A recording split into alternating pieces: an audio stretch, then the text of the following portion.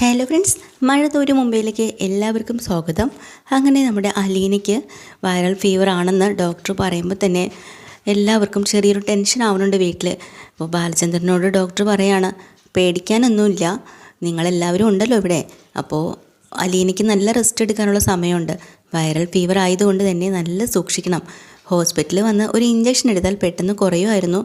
പക്ഷേ ഹോസ്പിറ്റലിൽ വരാൻ നിങ്ങൾക്ക് താല്പര്യം ഇല്ലാത്തതുകൊണ്ട് ഞാൻ മെഡിസിൻ എഴുതിത്തരാം. ഇത് കഴിച്ചിട്ട് നല്ലപോലെ റെസ്റ്റ് എടുക്കണം, ഒരു ജോലിയും ചെയ്യരുത്, ഈ ബെഡിൽ നിന്ന് അനങ്ങുകയും ചെയ്യരുത് എന്നൊക്കെ നിർദ്ദേശിച്ചിട്ടാണ് ഡോക്ടർ പുറത്തേക്ക് പോകുന്നത് കേട്ടോ. അത് കേട്ട പാതി കേൾക്കാത്ത പാതി തന്നെ ബബിത വന്ന് ഉപദേശം തുടങ്ങിയിട്ടുണ്ട് അലീനയോട്. പറഞ്ഞതൊക്കെ കേട്ടല്ലോ, ഇനി കിച്ചണിലേക്കാണ്, ജോലിയാണ്, അതാണ് ഇതാണ് എന്നൊന്നും പറഞ്ഞ് കയറിയേക്കരുത്. അതൊക്കെ ചെയ്യാനിവിടെ വേറെ ആൾക്കാരുണ്ട്. തൽക്കാലമുള്ള ഭക്ഷണങ്ങളെല്ലാം കിച്ചണിൽ ഉണ്ടാക്കി വെച്ചിട്ടുമുണ്ട്. ഇവിടെ മിണ്ടാതെ കിടന്നോളണം കേട്ടോ. പിന്നെ ഞാൻ കൊണ്ടുവന്ന ഈ ചുക്ക് കാപ്പിയെല്ലാം കുടിക്കണം എന്നൊക്കെ ഉപദേശിച്ചിട്ട് നേരെ മേളിൽ പോയിട്ട് നമ്മുടെ രോഹിത്തിനോടെല്ലാം കാര്യങ്ങളും പറയാണ്. രോഹിത്തും പറയുന്നുണ്ട്, നീ എന്തായാലും കോളേജിലേക്ക് പോക്കോ, കൃഷ്ണയെ കൂടെ കൂട്ടിക്കോ, കൃഷ്ണമോളെ സൂക്ഷിച്ച് കൊണ്ടുപോകണം, ഇവർ വണ്ടിയിലല്ലേ പോകുന്നത്, അവിടെ പോയി ഇറക്കിയിട്ട് നിനക്ക് സ്കൂളിൽ ഇറക്കിയിട്ട് നിനക്ക് കോളേജിൽ പോകാൻ പെട്ടെന്ന് ആയിക്കോ. പറഞ്ഞതൊക്കെ കേട്ടല്ലോ രോഹിയേട്ടൻ ഇവിടെ വയ്യാടെ തല കുത്തനെ കിടന്നു, ഇവിടെ എല്ലാം ഛർദ്ദിച്ച് നാശമാക്കി. അപ്പോഴെങ്ങനെയാണ് അലീന ചേച്ചി കയറിയെന്ന് ഓർമ്മയുണ്ടല്ലോ, അതുപോലെ തിരിച്ച് നോക്കിക്കൊള്ളണം, ഏൽപ്പിച്ചിട്ടാണ് ഞാൻ പോകുന്നത് എന്നൊക്കെ വലിയ കാര്യത്തിൽ ഉപദേശിച്ചിട്ടാണ് അവർ പോകാനിറങ്ങണം കേട്ടോ. അപ്പം നമ്മുടെ രോഹിത്ത് പറയാം, ഇതൊന്നും നീ എന്നെ പഠിപ്പിക്കണ്ട, ഞാനതൊക്കെ കൃത്യമായി ചെയ്തോളാന്ന്. ഇത് 3 പേരുടെയും സ്നേഹം മാറി മാറി ഇങ്ങനെ അലീനയോട് കാണിക്കുമ്പോൾ ഇതെല്ലാം കണ്ടും കൊണ്ട് ബാലചന്ദ്രൻ വന്ന് ചോദിക്കുകയാണ്, അത് ശരി കൊള്ളാമല്ലോ എല്ലാവരും, ഞാനും ഇവിടെ കുറച്ച് നാൾ അറ്റാക്കായിട്ട് ഇവിടെ കിടന്നിട്ടുണ്ടായിരുന്നു, ഒറ്റ എണ്ണ ഇവിടെ എന്നെ തിരിഞ്ഞു നോക്കിയിട്ടില്ല. ഇപ്പം ദേ ഇവിടെ ഒരാൾ വീണ് കിടന്നപ്പോൾ അതും ചെറിയൊരു പനി, എന്നിട്ട് എത്ര പേരാ മാറി മാറി നോക്കാൻ. അപ്പം കൃഷ്ണമോള് പറയാം, അച്ഛാ അസൂയക്കും കുശുമ്പിനൊന്നും മരുന്നില്ല, എടി നിനക്കിട്ട് ഞാൻ തരും എന്നും പറഞ്ഞ് തിരിച്ച് അവരുടെ കുറുമ്പ് അവിടെ കാണിക്കണം കേട്ടോ. അലീനയ്ക്ക് ഇതൊക്കെ കാണുമ്പോൾ വല്ലാത്തൊരു സന്തോഷം തോന്നുകയാണ്. എന്നിട്ട് ഇവരിങ്ങനെ കോളേജിലേക്കും സ്കൂളിലേക്കും പോവുകയാണ്. അലീനയെ നോക്കാനായിട്ട് ബാലചന്ദ്രൻ രോഹിത്തിനെ ഏൽപ്പിക്കുക, മോനെ എനിക്ക് സ്വർണ്ണക്കട വരെ പോവേണ്ട ആവശ്യമുണ്ട്, കുറേ നാളായില്ലേ ഞാൻ അങ്ങോട്ടൊക്കെ പോയിട്ട്, നീ ഇന്ന് അവളെ നല്ലോണം നോക്കിക്കോണം, ഞാൻ നോക്കിക്കോളാം, അച്ഛൻ ധൈര്യമായിട്ട് പൊക്കോ എന്നിങ്ങനെ രോഹിത്തും പറയാണ്. പുറത്തിറങ്ങി നിന്നിട്ട് നമ്മുടെ ബാലചന്ദ്രൻ മനുവിനെ വിവരം അറിയിക്കുക കേട്ടോ. മനുവിന് ആഴ്ചയിൽ 2 ദിവസം മാത്രം ഓഫീസിൽ പോയാൽ മതി, ബാക്കി എല്ലാ ദിവസവും വർക്ക് ഫ്രം ഹോമാണ്. അതുകൊണ്ട് തന്നെ അന്ന് എറണാകുളത്തേക്ക് പൊക്കോണ്ടിരിക്കുന്ന സമയത്താണ് ഇങ്ങനൊരു കോള് വരുന്നത്. ബാലചന്ദ്രൻ ചോദിക്കുകയാണ്, എടാവേ നീ എവിടെയാ? അതെ ഞാനിങ്ങനെ എറണാകുളത്ത് പൊക്കോണ്ടിരിക്കുക. ഓ അങ്ങോട്ട് പോവാണോ? എന്നാൽ പിന്നെ കുഴപ്പമില്ല, നീ എന്നാൽ വെച്ചോ, ഞാൻ പിന്നെ വിളിച്ചോളാം. അങ്ങനെയല്ലല്ലോ അങ്കിളെ, എന്തോ കാര്യം എന്നോട് പറയാനുണ്ടല്ലോ. പറയാനുള്ളത് വേറൊന്നുമല്ല, ചെറിയൊരു ഹെൽപ്പ് ചെയ്യാൻ വേണ്ടിയിട്ടാണ്. എന്ത് ഹെൽപ്പ്? നീ എന്തായാലും അങ്ങോട്ട് പോവല്ലേ, പൊക്കോ. എനിക്കിന്ന് എന്തായാലും പോകണോ അങ്കിളെ? എന്തായാലും കാര്യം പറ. അല്ല, ഇവിടെ ഒരാൾക്ക് ചെറിയ പനിയുണ്ട്, അപ്പോൾ കുറച്ച് ഗുളികയൊക്കെ മരുന്നൊക്കെ വാങ്ങണമായിരുന്നു. ഞാൻ നിൻ്റെ വാട്സപ്പിലേക്ക് മെസ്സേജ് ഇട്ടിട്ടുണ്ട് പ്രിസ്ക്രിപ്ഷൻ്റെ, അത് നോക്കിയിട്ട് എനിക്കൊന്ന് വാങ്ങിച്ചു തരുമോ എന്ന് ചോദിക്കാനാണ്. അയ്യോ അങ്കിളെ, എന്നാൽ പിന്നെ വേണ്ടടാ, ഞാൻ വേറെ ആരെങ്കിലും വിട്ട് വാങ്ങിപ്പിച്ചോളാം. അല്ല ആർക്കാ പനി? വൈജാൻറ്റിക്കാണോ? അല്ല നിനക്ക് വേണ്ടപ്പെട്ട ഒരാൾക്കാ. അതാരാണെന്ന് ചോദിച്ചത്? അലീനയാണോ? അപ്പോൾ അലീനയാണല്ലേ നിൻ്റെ വേണ്ടപ്പെട്ട ആൾ എന്ന് പറഞ്ഞ് കളിയാക്കണം. എന്നാൽ ഞാൻ വരുന്നു, എന്നാലും ഞാൻ അപ്പോൾ നിനക്ക് എറണാകുളത്തേക്ക് പോകണ്ടേ?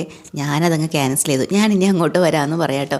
അങ്ങനെ ആ മരുന്നുകളെല്ലാം വാങ്ങി നേരെ ഇങ്ങോട്ട് വരുന്നുണ്ട് മനു. അതിനിടയ്ക്ക് മനു നമ്മുടെ രോഹിത്തിനെ വിളിച്ച് കാര്യങ്ങൾ ചോദിക്കുകയാണ്, അലീനയ്ക്ക് എങ്ങനെയുണ്ട്, പനി കുറവുണ്ടോ എന്നൊക്കെ.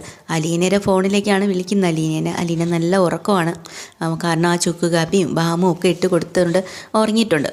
ആ സമയത്ത് ഫോൺ അറ്റൻഡ് ചെയ്യണത് നമ്മുടെ രോഹിത്താണ്. അങ്ങനെ രോഹിത്തിനോടാണ് കാര്യങ്ങൾ ചോദിക്കുന്നത്. അപ്പോൾ രോഹിത്ത് പറയുന്നുണ്ട്, അലീന ചേച്ചി നല്ല ഉറക്കമാണ്, ക്ഷീണമുണ്ട്, നല്ല പനിയുണ്ട്, വൈറൽ ഫീവർ ആണെന്നാണ് പറയുന്നത്, റെസ്റ്റ് എടുക്കണമെന്ന് പറഞ്ഞിട്ടുണ്ട്. മനുവേട്ടനെ എങ്ങോട്ടാ? എടാ ഞാൻ അങ്ങോട്ട് വന്നുകൊണ്ടിരിക്കുകയാണ്. മനുവേട്ടൻ എങ്ങനെ ഈ കാര്യം അറിഞ്ഞ്? ബബിത ആരോ കൃഷ്ണ ആരെങ്കിലും വിളിച്ച് പറഞ്ഞിരുന്നോ? ഇല്ലെന്നേ, അങ്കിള് വിളിച്ചു, മരുന്നും കൂടെ വാങ്ങിച്ചുകൊണ്ട് വരാൻ പറഞ്ഞിട്ടുണ്ടായിരുന്നു, എല്ലാം വാങ്ങിച്ചിട്ടുണ്ട്. പറഞ്ഞു തീരണം, മനു ഇങ്ങ് എത്തിയിട്ടുണ്ട്, ഇതെല്ലാം രോഹിത്തിൻ്റെ കയ്യിൽ കൊടുക്കാൻ കേട്ടോ. എന്നിട്ട് രോഹിത്തിനോട് ചെറിയ കുശലങ്ങളൊക്കെ ചോദിക്കുന്നുണ്ട്. എങ്ങനെയാണിടാ നിനക്ക്? കഴിഞ്ഞ തവണ ഞാൻ വന്നപ്പോൾ നീ ആകെ അവശനായി കിടക്കുന്നതാണ് ഞാൻ കണ്ടത്. അതെ അങ്ങനെ തന്നെയായിരുന്നു, ഒരു ജീവശവം പോലെ ആയിരുന്നു മനുവേട്ടാ. അവിടെ നിന്നെല്ലാം രക്ഷിച്ച് കരകയറ്റി ഈ നിൽക്കുന്ന ഞാനാക്കി മാറ്റിയത് ഈ അലീന ചേച്ചി തന്നെയാണ്. അതൊക്കെ പോട്ടെ, നല്ല കാര്യം തന്നെ. പിന്നെ വിഷമിക്കണ്ട, അതല്ല മനുവേട്ട സോറി. എന്തിനാടാ സോറി പറയണേ? മനുവേട്ടനോട് ഞാൻ ഒരുപാട് തവണ ഇവിടെ വരുമ്പോഴൊക്കെ മോശമായി പെരുമാറിയിട്ടുണ്ട്, അതൊന്നും കുഴപ്പമില്ല.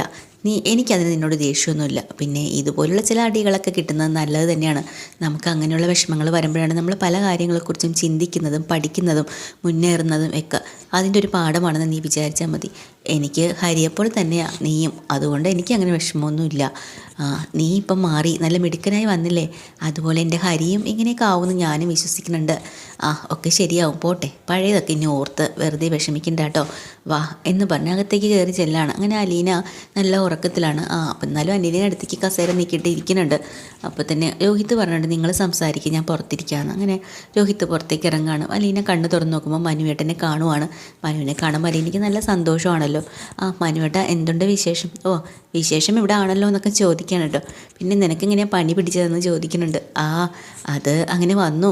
എന്താ വന്നതെന്ന് എനിക്കറിയില്ല. രാവിലെ ആയപ്പോൾ നല്ല തലവേദനയും ശരീരവേദനയും ഒക്കെ ഉണ്ട്. വൈറൽ ഫീവർ അല്ലേ, ഞാനും ഇത് അനുഭവിച്ചിട്ടുണ്ട്. ശരീരം എടുത്ത് പഴുക്കാൻ വെക്കുന്ന പോലുള്ള വേദനയാണ് അല്ലേ അലീനെ? അങ്ങനെ തന്നെയാണ്. നീ റെസ്റ്റ് എടുക്കുക. പിന്നെ നിന്നെ ഇപ്പം നോക്കാനുള്ള ആൾക്കാരൊക്കെ ഉണ്ടല്ലോ അല്ലേ? പിന്നെ ഇവിടെ ഇപ്പം 4 പേരാ എന്നെ നോക്കാനായിട്ട്, മത്സരിച്ച് നോക്കാനായിട്ട്. എനിക്കതിൽ സന്തോഷമേ ഉള്ളൂ. ഇതൊക്കെ എങ്ങനെയാണ് നീ സാധിച്ചെടുക്കണമെന്ന് ചോദിക്കുന്നുണ്ട് കേട്ടോ മനു. അപ്പോൾ അലീന പറയാണ്, സ്നേഹം കൊടുത്താൽ അത് തിരിച്ച് കിട്ടും മനുവേട്ടാന്ന്. അത് ശരിയാ, അതാ നിനക്കിപ്പോൾ കിട്ടിക്കൊണ്ടിരിക്കുന്നത്, അതാ നീ പറയണല്ലേ? അതെ, എന്നാൽ ഞാനും ചില സ്നേഹങ്ങളൊക്കെ കൊടുത്തിട്ടുണ്ട്, പക്ഷേ എനിക്ക് തിരിച്ച് കിട്ടുന്നില്ലേ? അപ്പോൾ അലീനയ്ക്ക് കാര്യം പിടികിട്ടി. അപ്പോൾ അലീന പറയാണ്, അതൊരു പരാതിയാണല്ലോ മനുവേട്ട. അതെ, പരാതിയാണ്. അതൊക്കെ പോട്ടെ. മനുവേട്ടൻ എന്താ ഇങ്ങോട്ട് എങ്ങനെയാണ് അറിഞ്ഞത്? ഞാൻ എറണാകുളത്തേക്ക് പോകുമായിരുന്നു, അപ്പോഴാണ് അങ്കിളെ വിളിച്ചത്. അയ്യോ, അപ്പോൾ എനിക്ക് വയ്യാന്ന് അറിഞ്ഞിട്ട് ഓടി ഇങ്ങോട്ട് വന്നതാണോ? പിന്നല്ലാണ്ട്, അതുകൊണ്ടാണ് ഓടി വന്നത്. അത് ശരി. പിന്നെ ഇപ്പം ഇവിടെ എല്ലാവരും നേരെ ആയില്ലേ? ബബിതയാണെങ്കിൽ നല്ല മാറ്റമുണ്ട് കേട്ടോ. ബബിതയ്ക്ക് എന്നോട് നല്ല സ്നേഹമുണ്ട്. പഴയ ബബിതയല്ല. കൃഷ്ണമോളുണ്ട്, അച്ഛനുണ്ട്, രോഹിയും നല്ലപോലെ ഇണങ്ങിയിട്ടുണ്ടല്ലോ. രോഹിയും ഇപ്പം എൻ്റെ കൂടെ തന്നെയാണ്. എല്ലാവരും ഞാൻ എൻ്റേതാക്കി മാറ്റി മനുവേട്ടാ, ഒരാളൊഴിച്ച്. വൈജയന്തി മാഡം അല്ലേ? അത് ഇത്തിരി പൊളിക്കും. അത് ശരിയാ. അത് ആവുമ്പോൾ ആവട്ടെ. ഇന്നും നടക്കുമെന്ന് എനിക്ക് തോന്നണില്ല. അതും മാറും. സമാധാനമായിട്ട് ഇരിക്കുന്ന പറഞ്ഞ് ഉപദേശിക്കുന്നുണ്ട് കേട്ടോ. കുറച്ച് കഴിയുമ്പോൾ തന്നെ അവിടെ നമ്മുടെ മൈജ രോഹിത്തിനെ വിളിക്കുന്നുണ്ട്. നീ എന്തിനാ അവൾക്ക് പോയി കൂട്ടിരിക്കുന്നത്? വേറെ ജോലിയില്ലേ? നിനക്ക് പഠിക്കാനൊന്നും പഠിച്ചുകൂടെ? രോഹിത്ത് പുസ്തകമൊക്കെ എടുത്തുകൊണ്ട് വന്ന് നമ്മുടെ അലീനയുടെ അടുത്തേക്ക് വന്നിരുന്ന് പഠിക്കുന്നുണ്ട്. അങ്ങനെ കുറച്ച് കഴിയുമ്പോൾ മനു പോവുകയാണ് കേട്ടോ. അപ്പോൾ ബാലചന്ദ്രൻ വരുവാണ്. ബാലചന്ദ്രനാണെങ്കിൽ അലീനയുടെ അടുത്ത് വന്ന് കാര്യങ്ങളൊക്കെ സംസാരിക്കുന്ന കൂട്ടത്തിൽ അലീന പറയാം, എല്ലാവരും എത്ര പെട്ടെന്ന് അവരെ എൻ്റേതായി മാറിയത്. എന്നെ കണ്ടുകൂടാതിരുന്ന ബബിതയും അതുപോലെ രോഹിത്തും ഒക്കെ ഇപ്പം എന്നെ എത്രമാത്രം കെയർ ചെയ്യുന്ന വെച്ചാന്ന് ഭയങ്കര സന്തോഷത്തോടെ ഇമോഷനിലൂടെ സംസാരിക്കാൻ കേട്ടോ. അപ്പോൾ ബാലചന്ദ്രൻ പറയാം, നീ അവരൊക്കെ കിടന്നപ്പോൾ അവനെ എന്തുമാത്രം കെയർ ചെയ്തതാ. അതവർക്ക് മനസ്സിലായി നിൻ്റെ സ്നേഹം എന്താ, നീ എങ്ങനെയാ, നീ ആരാന്ന് മനസ്സിലാക്കിയതുകൊണ്ടാണ് അവരിങ്ങനെ തിരിച്ച് നിനക്ക് വേണ്ടി ഓരോന്നും ചെയ്യുന്നത്. അങ്ങനെ ബബിതയും കൃഷ്ണയൊക്കെ സ്കൂളിൽ വിട്ടും കോളേജ് വിട്ടും ഒക്കെ എത്താൻ തുടങ്ങി. അപ്പോൾ വരുമ്പോൾ തന്നെ മനു വന്ന കാര്യമൊക്കെ അറിയാം കേട്ടോ, രോഹിത്ത് മുഖേന. അത് ശരി, അപ്പോൾ മനുവേട്ടൻ എത്തിയിട്ടുണ്ടല്ലേ? അങ്ങനെയാണെങ്കിൽ അലീന ചേച്ചിയുടെ പനിയൊക്കെ പമ്പ കടന്നിട്ടുണ്ടാവുമല്ലോ എന്നൊക്കെ പറഞ്ഞ് ബബിത കളിയാക്കുവാണ്. അകത്തേക്ക് കയറി വരുമ്പോൾ നമ്മളെ ബബിതയെ മനുവേട്ടൻ്റെ കാര്യം പറഞ്ഞ് അലീനയെ കളിയാക്കുന്നുണ്ട്. എന്നിട്ട് തൊട്ടൊക്കെ നോക്കുമ്പോൾ നല്ല ചൂടുണ്ട്. ബബിതയ്ക്കാണെങ്കിൽ പെട്ടെന്ന് ടെൻഷനായി. അയ്യോ, നല്ല ചൂടുണ്ടല്ലോ, ഒരു കാര്യം ചെയ്യും, ഇച്ചിരി വെള്ളമൊക്കെ ചൂടാക്കി എടുത്ത് നമുക്ക് ദേഹം ഒന്ന് തുടച്ചു കൊടുക്കാമെന്നും പറഞ്ഞുകൊണ്ട് ബബിത വെള്ളമൊക്കെ എടുത്ത് ടവലൊക്കെ എടുത്ത് നമ്മുടെ അലീന എങ്ങനെയാണോ രോഹിത്തിനെ പരിചരിച്ചത് അതുപോലെ ബബിത അലീനയെ സ്നേഹിക്കുകയും പരിചരിക്കുകയും ചെയ്യുക. ആ കാലിലൊക്കെ ടവല് വെച്ച് തുടച്ചു കൊടുക്കുന്നു, മുഖവും ശരീരവും ഒക്കെ തുടച്ചു കൊടുക്കുന്നു. ഇതൊക്കെ കണ്ട് നമ്മുടെ അലീനയുടെ കണ്ണങ്ങ് നിറഞ്ഞ് തുളുമ്പുന്നുണ്ട് കേട്ടോ. സന്തോഷം കൊണ്ടിട്ടാണ്.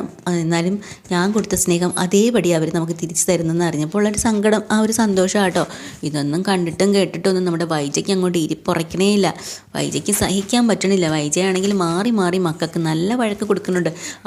അവളുടെ അസുഖം പകരും. എന്തിനാ അവളുടെയൊക്കെ അടുത്ത് ചെല്ലുന്നത്? അവൾ കിടക്കണമെങ്കിൽ വല്ല ആശുപത്രിയിലും കൊണ്ടിടണം, ഇല്ലാന്നുണ്ടെങ്കിൽ ഡോക്ടറെ വിളിച്ച് കാണുക, ഇഞ്ചക്ഷൻ എടുക്കുക, അങ്ങനെ എന്തെങ്കിലും ചെയ്യണം. അല്ലാണ്ട് എൻ്റെ മക്കളെ കൊണ്ട് പണിയെടുപ്പിക്കുകയല്ല വേണ്ടെന്നൊക്കെ പറഞ്ഞ് വൈജ കിടന്നുകൊണ്ട് തകർക്കണം കേട്ടോ. ഇതൊക്കെയാണ് എപ്പിസോഡിലെ ഡീറ്റെയിൽഡ് എപ്പിസോഡ്. വീണ്ടും വരാൻ ചാനൽ ഇഷ്ടമായി ലൈക്ക് ചെയ്യുക, സബ്സ്ക്രൈബ് ചെയ്യുക. താങ്ക്